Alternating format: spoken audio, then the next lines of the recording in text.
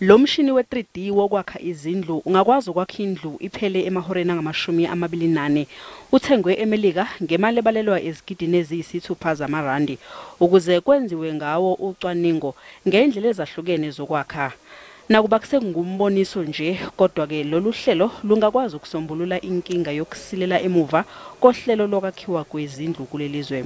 In 2018, we signed our Memorandum of Understanding with DSI and the Department of Human Settlements. Now, today is the product of one such MOU. It really changes the trajectory for us as the human settlement sector. Not only are we addressing the backlog, but we can now test and build in less than a day. uNgqongqoshe Nzimande uthi njengoba lo mshini ukwazi ukwakha indlu iphele nyango usuku ungakwazi futhi ukuxazulula inkinga yokwakhiwa kwezindlu zesikhashana ngesikhathi sezenhlekelele. Despite all the critical issues that are yet to be addressed, we believe that the construction 3D printing will significantly alter and positively disrupt how human settlements will be delivered in South Africa.